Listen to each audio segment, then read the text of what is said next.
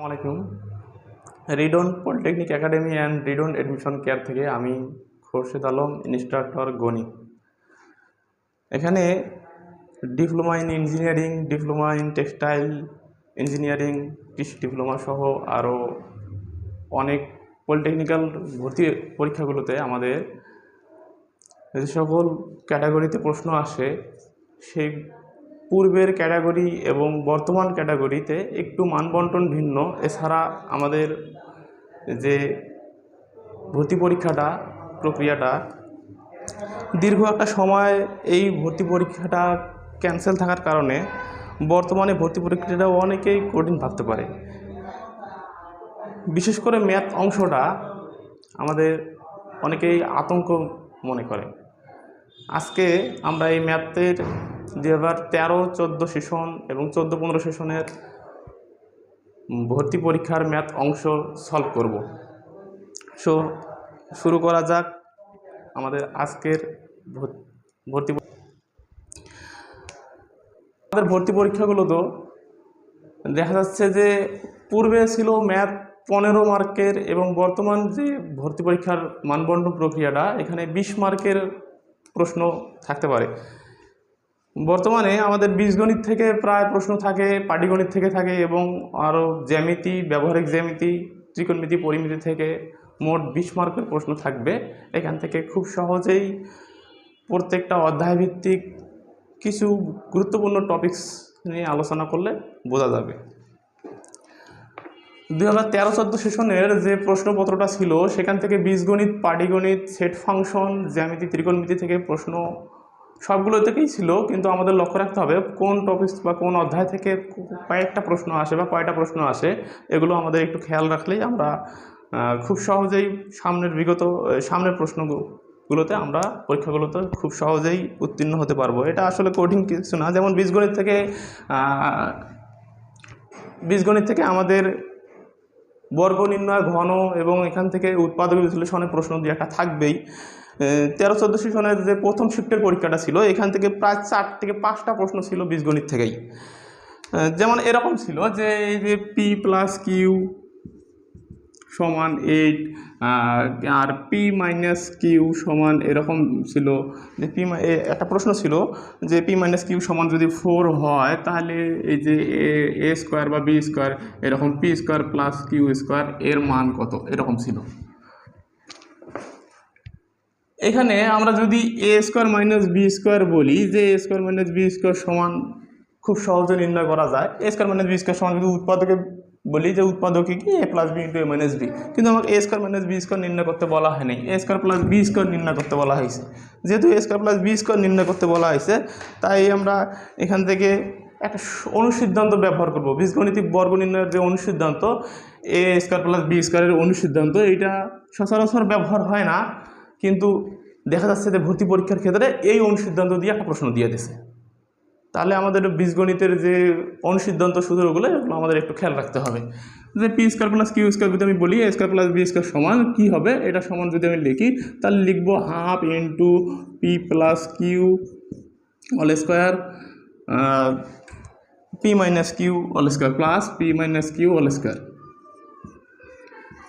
এটা আমাদের বীজগণিতিক একটা p plus q by a plus b a square plus B স্কোয়ারের অনুসিদ্ধান্ত। এখান থেকে যদি আমরা মান বসাই যে এটার মান কত, এটা পি প্লাস কিউ সমান 8, পি মাইনাস কিউ সমান 4 দিছে। এখান থেকে যদি আমরা মান বসাই তাহলে এখান থেকে 8 তার উপর যদি আমরা স্কোয়ার করি প্লাস এখানে 4 তার উপর যদি স্কোয়ার করি এখানে আমাদের এখানে এমন দাঁড়াচ্ছে যে 8-এর উপর যদি স্কোয়ার করি 64 প্লাস এখানে 16, এটা যদি আমরা এরকম করি খুব সহজে এখান থেকে আমার 80 গুণন এখানে 40। এই ক্যাটাগরির প্রশ্ন দুই একটা আমাদের আসবেই সামনের ভর্তি পরীক্ষাগুলোতে। বীজগণিতিক সূত্র, বর্গ, ঘন, উৎপাদকে থেকে আমাদের এই ক্যাটাগরির প্রশ্ন দুই একটা থাকবে। যেমন আমাদের উৎপাদক থেকে প্রশ্ন থাকে, তারপর হচ্ছে যদি এরকম দেওয়া থাকে এরকম যদি থাকে এক্স সমান বা এ সমান একটা মান দিলাম, এখান থেকে A plus B by A square minus A square plus B স্কোয়ারের মান নির্ণয় করা এক্স সমান 2 প্লাস √3 যদি এরকম একটা মান দেই, তাহলে এখান থেকে x plus 1/x by x minus 1/x x plus 1/x এর মান কত, এটার মান নির্ণয় করা যায় যে এক্স প্লাস 1/x এর মান কত। অথবা এইখান থেকে এরকমও থাকতে পারে যে x² প্লাস 1/x² এর মান কত। আমাদের ভর্তি পরীক্ষাগুলোর মধ্যে x² প্লাস 1/x² এর মান কত, এটার মানও চাইতে পারে। কিন্তু 14 সালের পরীক্ষার মধ্যে এটা ছিল যে x² plus x plus 1/x এর মান কত। আর দেওয়া আছে, কুলু দেওয়া ছিল আমাদের x সমান 2 মাইনাস √3। এটা থেকে যদি আমরা এটার মান নির্ণয় করতে যাই, তাহলে আমাদের 1/x একটা দরকার হয়। 1/x একটা আমরা বের করতে পারবো, যেহেতু এটা দেওয়া ছিল। তাহলে আমরা এখান থেকে আমরা 1/x ইকুয়াল 2 মাইনাস √3 এরকম লিখতে পারি। 2 মাইনাস √3 এটা লিখতে পারি। যেহেতু আমরা হরের মধ্যে সাধারণত 1 থাকে, সেটা আমরা না ধরে লবের মধ্যেও আমরা 1 নিতে পারি উভয় পক্ষে। আবার এখান থেকে আমরা এরকম করে যে 1/x ইকুয়াল এটার যেহেতু রুটযুক্ত মান নিচে হরের মধ্যে দেওয়া আছে, এখান থেকে রুটযুক্ত মানের বিপরীত চিহ্ন দিয়ে লব হরকে গুণ করতে পারি। অথবা এরকম লিখতে পারি 2 মাইনাস √3 2 প্লাস √3 আর এখানে 2 মাইনাস √3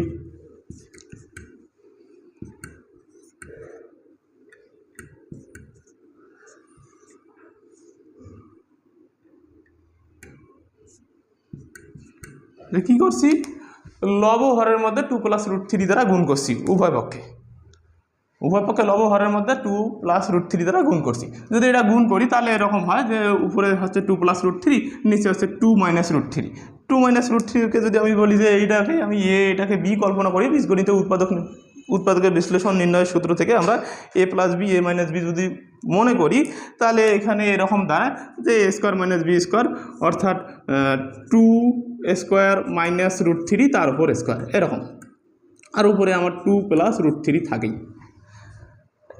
এখানে আমরা একটু সরল করলেই দেখা যাচ্ছে যে এখানে 4 মাইনাস 3 ইকুয়াল 1 অর্থাৎ 2 প্লাস √3 দাঁড়ায়।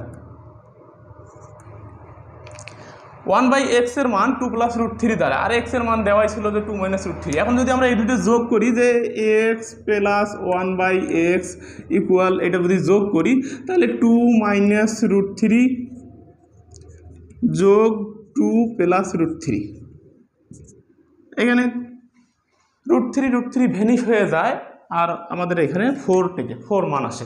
তাহলে আমাদের এই ম্যাথমেটিক্স যেটা ছিল আমাদের এখানে খুব সহজে এখান থেকে এই ক্যাটাগরির বিভিন্ন প্রশ্নের উত্তর দেওয়া যায়। যেমন ছিল যে x সমান 2 মাইনাস √3 সমান হলে x প্লাস 1/x এর মান কত, এরকম x² মাইনাস 1/x² বা এখানে কিউব দেওয়া থাকতে পারে ঘন নির্ণয়ের ক্ষেত্রে x² প্লাস 1/x³ এর মান কত। সামনে ভর্তি পরীক্ষাগুলো এই ক্যাটাগরির প্রশ্ন থাকতে পারে। আবার বীজগণিত থেকে আমাদের উৎপাদকের বিশ্লেষণ নির্ণয়ের প্রশ্ন থাকবে একটা, আবার ঘন থেকে প্রশ্ন থাকতে পারে। যেমন উৎপাদক থেকে যদি বলি আমি, যেবার 13 সালের যে প্রশ্নটার মধ্যে ছিল, এই প্রশ্নটার মধ্যে উৎপাদকের বিশ্লেষণের সূত্র ছিল, যেমন একটা ম্যাথমেটিক্স ছিল, ছোট্ট একটা ম্যাথমেটিক্স, কিন্তু এই উৎপাদকটা খুবই সহজ। এরকম ছিল যে 7p² মাইনাস p মাইনাস 8, এটাকে উৎপাদকে বিশ্লেষণ করো। উৎপাদকে এটাকে কেমন বিশ্লেষণ করব, উৎপাদকে যদি বিশ্লেষণ করি তাহলে এটাকে আমরা মিডল টার্ম করতে হবে, মধ্যপথ নির্ণয় করতে হবে। মধ্যপথ নির্ণয় একটা পদ্ধতি ছিল যে এখানে যদি সামনে সর্বোচ্চ ঘাতের সামনে যদি সহগ থাকে, এই সহগটা শেষে আমরা গুণ করে দিতে পারি।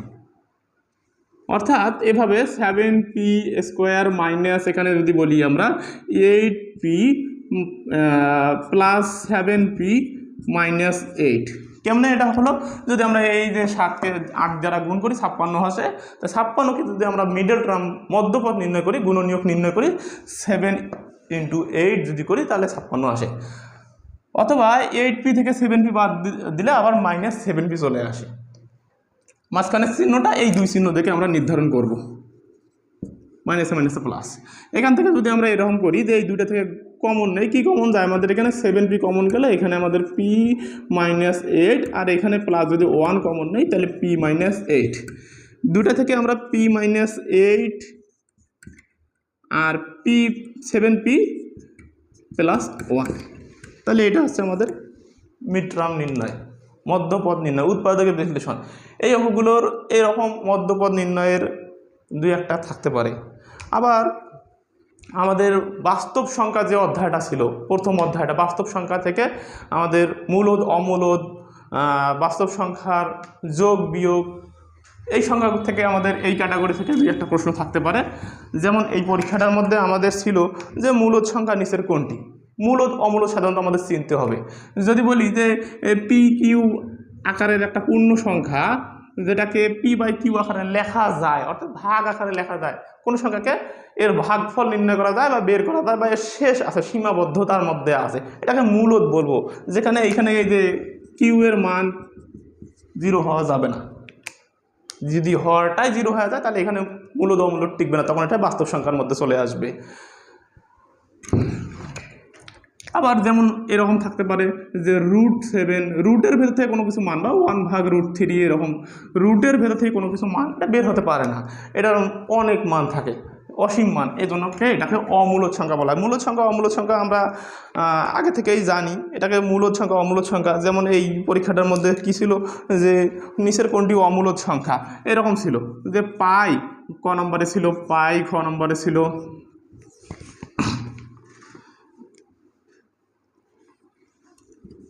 √2 ছিল গ নম্বরে, √7 ছিল, আর ঘ নম্বরে কি সবগুলো। নিচের কোনটি হবে, নিচের কোনটি অমূলদ সংখ্যা? পাই অমূলদ সংখ্যা, √2, √7 সবগুলো। তা কোনটি অমূলদ সংখ্যা ধরবো?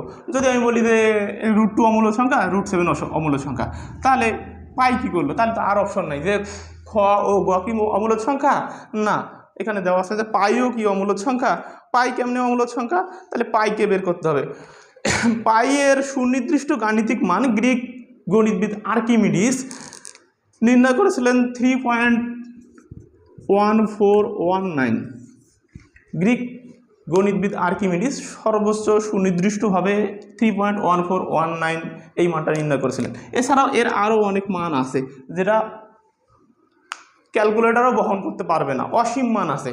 সুনির্দিষ্টভাবে মান নির্ণয় করতে যদি যাই, তারপর আবার ভারতীয় গণিতবিদ আর্যভট্ট এটাকে 3.1416 হিসেবে গ্রহণ করে। তো আদর্শ মান হিসেবে এতটুকু গ্রহণ করা হয়েছে, যেহেতু এর আরও মান আছে, এটা সীমাবদ্ধতার মধ্যে নেই, এটাও একটা অমূলদ সংখ্যা, সুতরাং এটাও একটা অমূলদ সংখ্যা। তাহলে আমার এই জিনিসের এই সবগুলো হচ্ছে অমূলদ সংখ্যা।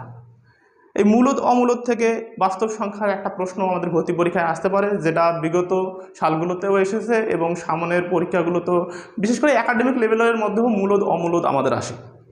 যে নিচের একটি এরকম দেওয়া ছিল যে রুট প্রমাণ করে একটি √2 অমূলদ সংখ্যা, বা এই অনুসিদ্ধান্তটা বা এটা যে রাশিটা দেওয়া ছিল √7, এটা প্রমাণ করে দেখাও √7 একটি অমূলদ সংখ্যা।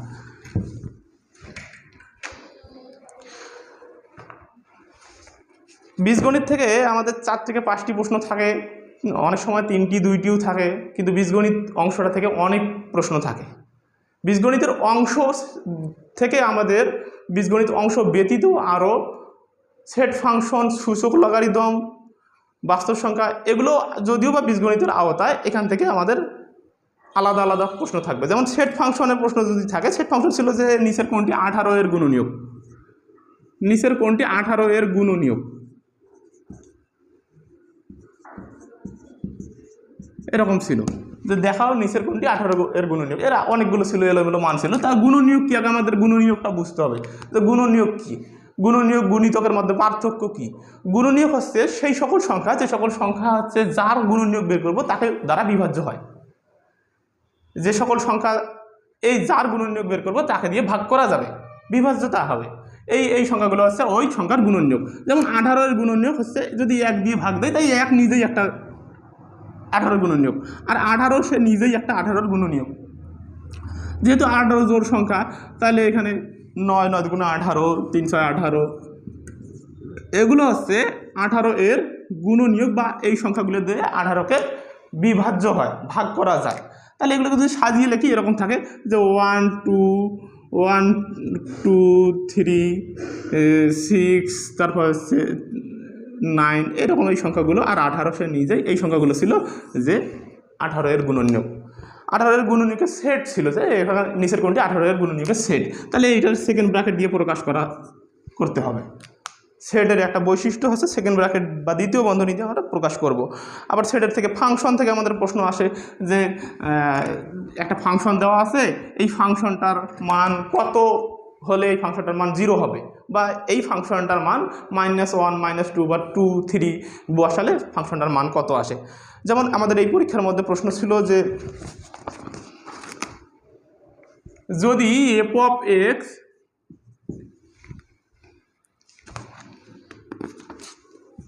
যদি f of x equal 2x plus 2x বিয়োগ 20 হয়, তাহলে x এর কোন মানের জন্য f of x equal 0 হবে। যদি f of x equal 2x minus 20 হয়, তাহলে f of x এর কোন মানের জন্য 0 হবে। মার্কারটা লিখতেছি, f of x এর কোন মানের জন্য এই ফাংশনটা 0 হবে। তাহলে এইখানে যেহেতু f of x এই ফাংশনটা x এর কোন মানের জন্য 0 হবে, তাহলে f of x ফাংশনটা 0 যদি হয়, তাহলে আমরা এখানে লিখতে পারি যে 2x minus 20 equal 0। 2x minus 20 যদি করি আমরা, এখানে যদি এরকম দেই 2x ইকুয়াল 20টা ওদিকে গেলে হচ্ছে আমাদের প্লাস, আচ্ছা অতএব আমাদের x ইকুয়াল 10। তাহলে এই ফাংশনটার মধ্যে x এর 10 মানের জন্য এই ফাংশনটা 0 হবে। x এর এই ফাংশনের মধ্যে 10 মানের জন্য আমাদের এখানে 0 হয়ে যাবে। তাই এরকম ফাংশনের বিভিন্ন ফাংশন থাকবে এবং ফাংশনের মানগুলো কোন মানের জন্য 0 হবে, কে এর কোন মানের জন্য 0 হবে, ফাংশনটি y এর কোন মানের জন্য ফাংশনটি 0 হবে, বা এই ফাংশনটার -1 মান বসিয়ে সত্যতা যাচাই করো, এই ফাংশনটার যে অ্যান্সারটা আসবে সেই অ্যান্সারটা দেওয়া থাকবে। এই ক্যাটাগরির প্রশ্ন আমাদের ভর্তি পরীক্ষায় থাকে। আমাদের একাডেমিক লেভেলেও এই প্রশ্নগুলো থাকে, যদিও বা সবসময়। তারপর আমাদের ত্রিকোণমিতি থেকে প্রশ্ন আসে, ত্রিকোণমিতি থেকে পরিমিতি থেকে প্রশ্ন থাকে, ত্রিকোণমিতি পরিমিতি থেকে খুব সহজেই অ্যান্সার করা যায়। ত্রিকোণমিতিক অনুপাত সমানুপাত থেকে প্রশ্ন থাকবে। ত্রিকোণমিতির যে প্রশ্নগুলো আমাদের থাকে, যেমন এইখানে ত্রিকোণমিতির প্রশ্নগুলো এরকম থাকে যে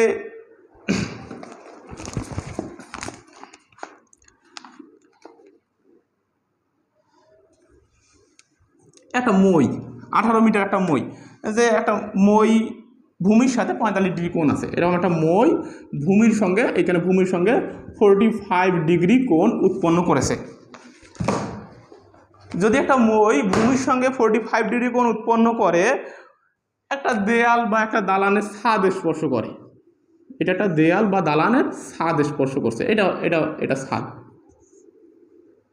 একটা দেয়াল বা দালানের ছাদ স্পর্শ যদি করে, তাহলে এই মইটা যদি ভূমির সঙ্গে 45 ডিগ্রি কোণ উৎপন্ন করে এবং মইটা যদি লম্বা দৈর্ঘ্য দেওয়া যায়, মইটি 18 মিটার লম্বা, মইটি যদি 18 মিটার লম্বা হয়, ভূমির সঙ্গে 45 ডিগ্রি কোণ উৎপন্ন করে, তাহলে এখানে দেয়ালের উচ্চতা কত, এই ক্যাটাগরির প্রশ্ন থাকতে পারে। দেয়াল যদি আমি মনে করি যে এইটা আমার দেয়ালের উচ্চতা h ধরি, তাহলে এখানে আমাদের দেখা যাচ্ছে যে আমাদের এই দেয়ালের উচ্চতা যেহেতু নির্ণয় করতে হবে, লম্ব অর্থাৎ লম্বর সঙ্গে আমাদের এখানে মইটি যদি আমরা সমকোণী ত্রিভুজ এটা কল্পনা করি, যে মইটি দেয়ালের সঙ্গে একটা সমকোণী ত্রিভুজ উৎপন্ন করছে, যেমন ABC একটা সমকোণী ত্রিভুজ মনে করি। তো ABC ত্রিভুজের মধ্যে এসিটা অতিভুজ, বিসি হচ্ছে আমাদের উচ্চতা বা লম্ব, আর এবি হচ্ছে আমাদের ভূমি। তাহলে যেহেতু আমরা লম্ব নির্ণয় করব, লম্বর ক্ষেত্রে আমাদের দেখা যাচ্ছে যে অতিভুজ আর লম্বর সঙ্গে ত্রিকোণমিতিক যে অনুপাতগুলো 6টা আছে, তার কোন অনুপাতের সাথে সম্পর্কযুক্ত, এই আমাদের এটা খেয়াল করতে হবে। আমরা জানি যে সাইন থিটা সমান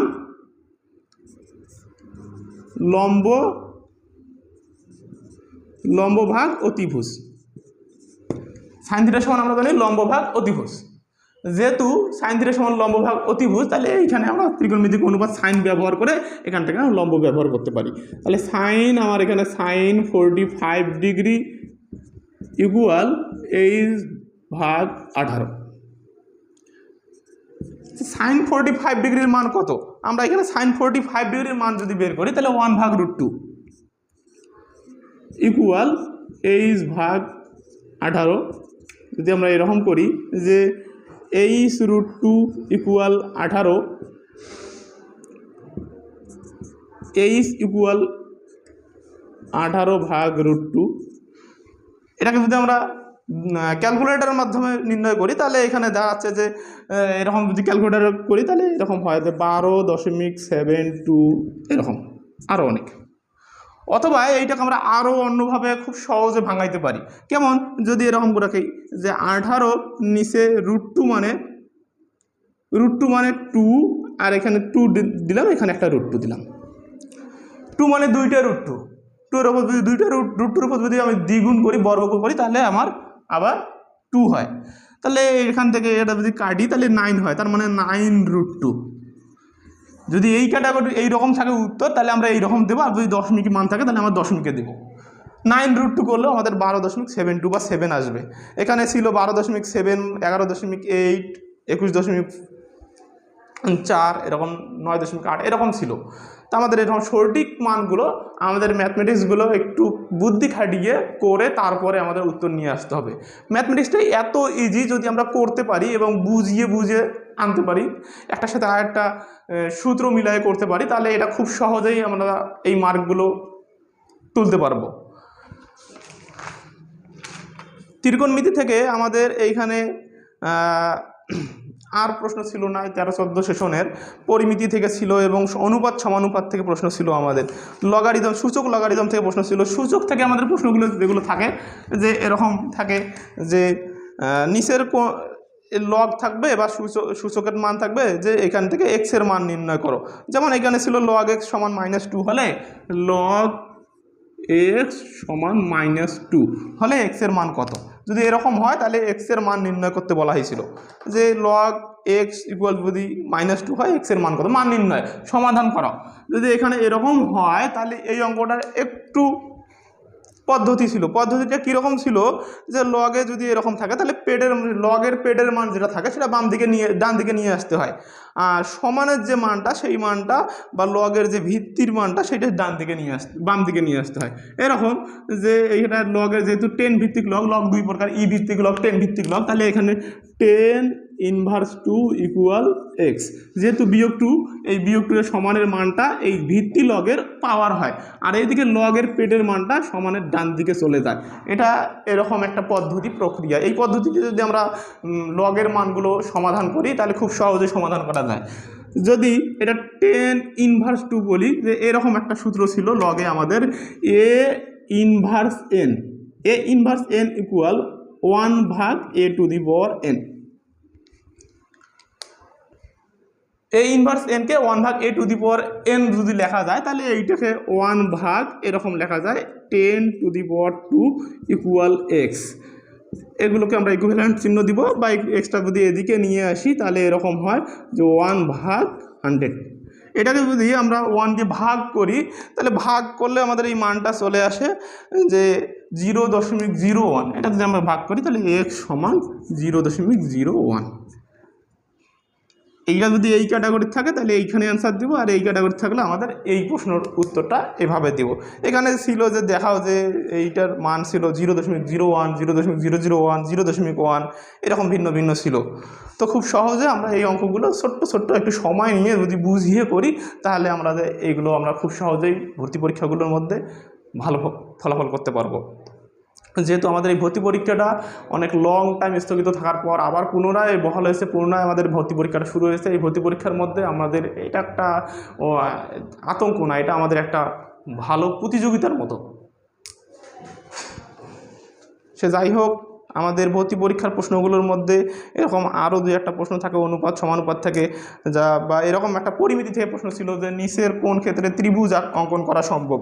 এরকম ছিল যে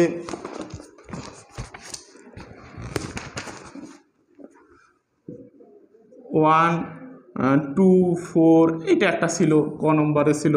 তারপর খ নম্বরে ছিল যে 2, 3, 4, 2, 3, 4। গ নম্বরে ছিল 2, 4, 5, আর ঘ নম্বরে ছিল যে এরকম যে 2, 5, 9, 2, 5, 9। ত্রিভুজের আমরা জানি 3টে বাহু দিয়ে ত্রিভুজ অঙ্কন করা সম্ভব। তাহলে এইখানে বলা ছিল যে নিচের কোন ক্ষেত্রে ত্রিভুজ অঙ্কন করা সম্ভব।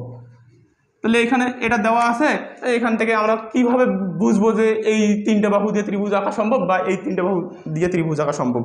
আমরা যদি আমাদের একাডেমিক লেভেলের বইটা পড়ি, এখানে আমাদের একটা উপপাদ্য ছিল যে ত্রিভুজের তিন বাহুর সমষ্টি তৃতীয় বাহু অপেক্ষা, ত্রিভুজের যে কোনো দুই বাহুর সমষ্টি তৃতীয় বাহু অপেক্ষা অবশ্যই বৃহত্তর হতে হবে।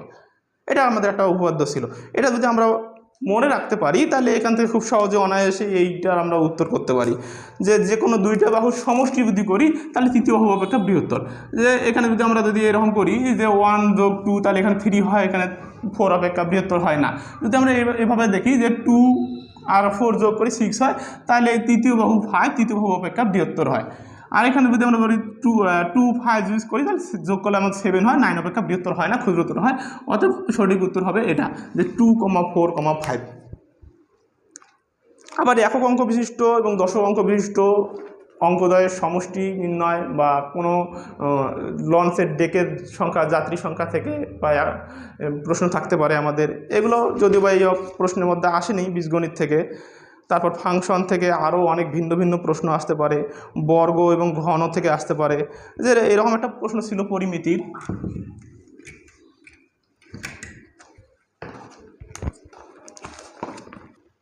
পরিমিতি থেকে আমাদের এরকম প্রশ্ন থাকতে পারে বর্গক্ষেত্র এবং রম্বস, বর্গক্ষেত্র, আয়তক্ষেত্র বা সামান্তরিকের পরিসীমা এর ক্ষেত্রফল সংক্রান্ত প্রশ্ন থাকতে পারে। আবার ত্রিভুজের সমবাহু ত্রিভুজ, বিষমবাহু ত্রিভুজ বা সমদ্বিবাহু ত্রিভুজের ক্ষেত্রফল থেকে এর পরিসীমা, এর কর্ণ, এসব নির্ণয় সংক্রান্ত প্রশ্ন থাকতে পারে। যেমন এখানে একটা প্রশ্ন ছিল এই পরীক্ষার মধ্যে যে একটি বর্গক্ষেত্রের কর্ণের দৈর্ঘ্য এবং পরিসীমার অনুপাত কত। কর্ণের দৈর্ঘ্য এবং পরিসীমার অনুপাত চাওয়া হয়েছে। এটা যদিও বা পরিমিতি এবং অনুপাত সমানুপাত দুইটার রিলেটেড।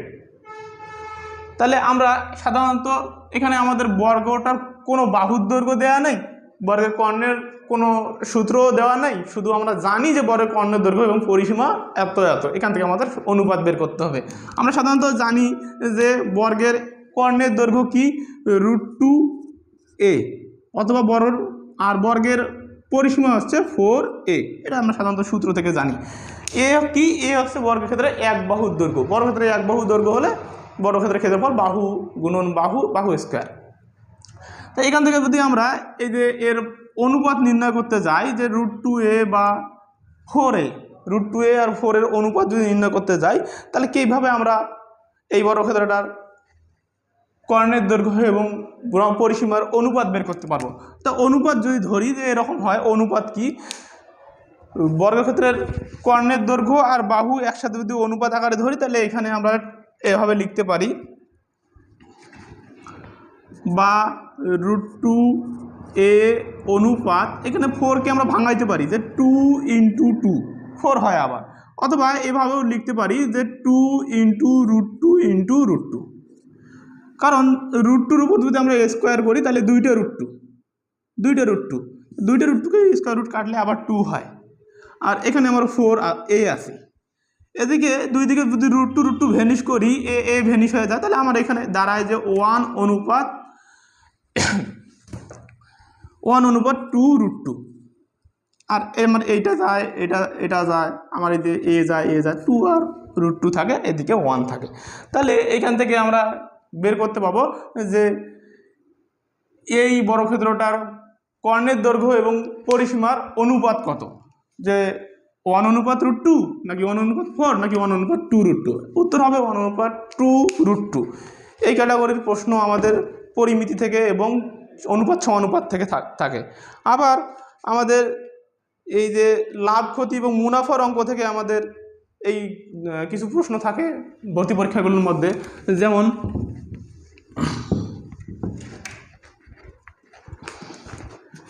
এই আমাদের 13-14 সেশনের প্রথম শিফটের পরীক্ষার মধ্যে এরকম ছিল একটা প্রশ্ন যে x টাকার x% সরল মুনাফায়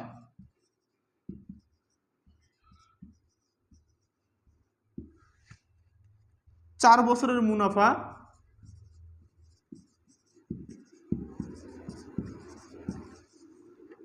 আবার যদি x টাকা হয় তবে x এর মান কত, তবে x সমান কত।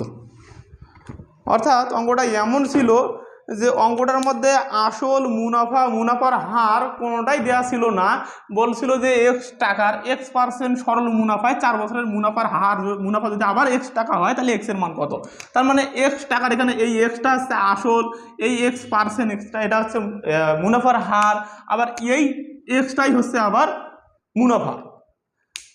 এখন আমাদের এক্স এর মান নির্ণয় করতে বলা হয়েছে। আমরা জানি মুনাফা সমান আসল গুণন মুনাফা নির্ণয় একটা সূত্র আছে, বার্ষিক মুনাফা নির্ণয়ের সূত্র একটা আলাদা, শুধু মুনাফা নির্ণয় একটা সূত্র আলাদা। যদি আমরা বার্ষিক মুনাফা নির্ণয় করি তাহলে বার্ষিক মুনাফা সমান আসল গুণন মুনাফার হার ভাগ সময়, এরকম একটা সূত্র ছিল। আর শুধু যদি মুনাফা নির্ণয় করি তাহলে আসল গুণন সময় গুণন মুনাফার হার, এরকম।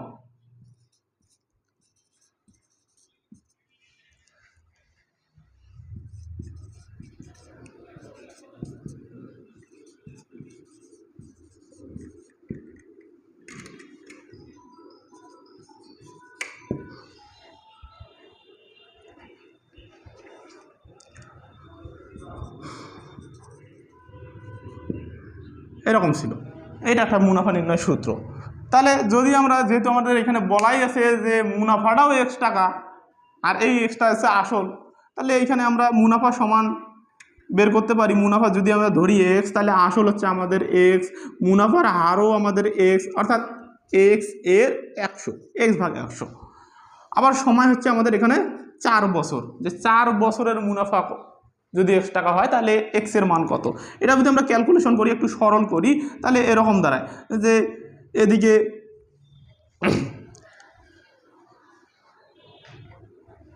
মুনাফা X সমান যদি ধরি, বা X সমান, এটা যদি ক্যালকুলেশন করি 4 দিয়ে 100 কাটলে 25 হয়, উভয় দিকে যেহেতু X আছে, X ভ্যানিশ হয়ে যায়, তাহলে X এর মান আমার দাঁড়াচ্ছে এদিকে যে 25। এটা যদি আমরা উল্টি করি, ক্যালকুলেশন করি, তাহলে X এর মান কত হয় 25। এখান থেকে মুনাফা নির্ণয়ের সূত্র থেকে আমরা এই মুনাফা, সরল মুনাফা, বার্ষিক মুনাফাগুলো নির্ণয় করতে পারবো।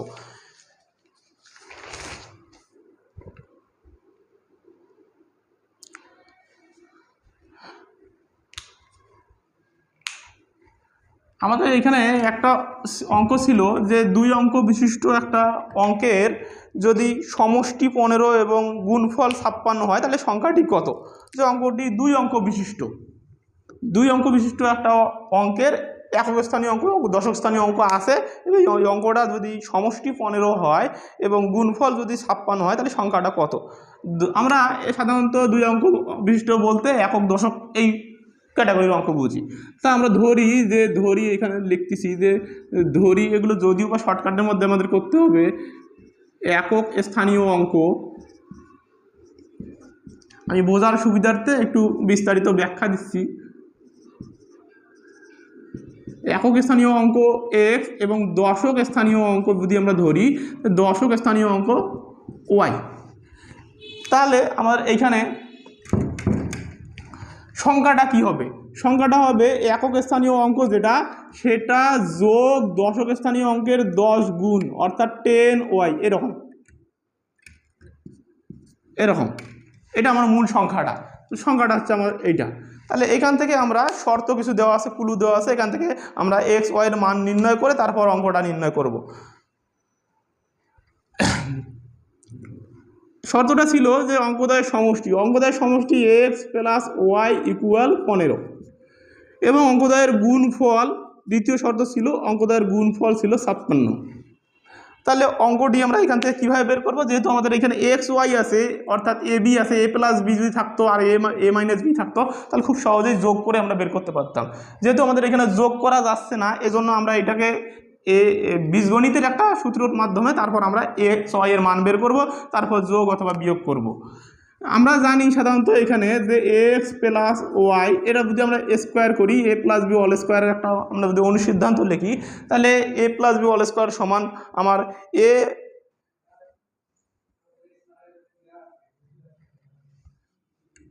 - B হোল স্কোয়ার ইকুয়াল যদি বলি, তাহলে A + B whole square X + Y whole square, আর এদিকে আমার হচ্ছে -4AB যদি বলি, এটা আমার একটা সূত্র। তাহলে এইখান থেকে এটার মান যদি আমরা বের করি, বা X - Y ইকুয়াল, এটার উপর স্কোয়ার করলে আমাদের এখানে 15 তার উপর স্কোয়ার -4 ইন্টু এক্স ওয়াইয়ের মান 56। এটা যদি স্কোয়ার করি 15 উপর স্কোয়ার করলে আসে আমাদের 225 এবং 4 গুণন যদি 56 করি 224। তার মানে এক্স মাইনাস ওয়াই ইকুয়াল 1। যেহেতু আমরা এক্স মাইনাস ওয়াই পাইছি আর এক্স প্লাস ওয়াই পাইছি আর এক্স মাইনাস ওয়াই পাইছি, এই দুটো যদি আমরা যোগ করি তাহলে এক্সের মান আর ওয়াইয়ের মান পাওয়া যাবে যোগ বিয়োগ করলে। এক্স মাইনাস ওয়াই সমান 1, এখানে আমরা যোগ করলে এখানে 16, এখানে 2x, এক্স ওয়াই বেনিশ হয়ে যাচ্ছে। তার মানে এক্স ইকুয়াল 8। এবং যদি আমরা এটা বিয়োগ করি একইভাবে তাহলে নিচের চিহ্নগুলো আমরা পরিবর্তন করব। x ইকুয়াল 8 এটা পেয়েছি। এবং যদি আমরা বিয়োগ করি তাহলে আমাদের এই যে এক্সটা ভ্যানিশ হয়ে যাচ্ছে, আমাদের ওয়াই থাকতেছে, তো 2y ইকুয়াল এখানে আমাদের 14 থাকে। তাহলে ওয়াই ইকুয়াল আমাদের এখানে ওয়াই ইকুয়াল 7। তার মানে এক্সের মান 8 আর ওয়াইয়ের মান 7। যেহেতু আমরা সংখ্যাটা এখানে করছিলাম যে 10y প্লাস এক্স বা 10x প্লাস ওয়াই যদি করি তাহলে সংখ্যাটা কীভাবে নির্ণয় করবো? এক্সের মান এখানে আমাদের 8, তার মানে 8 প্লাস 10 ইন্টু 7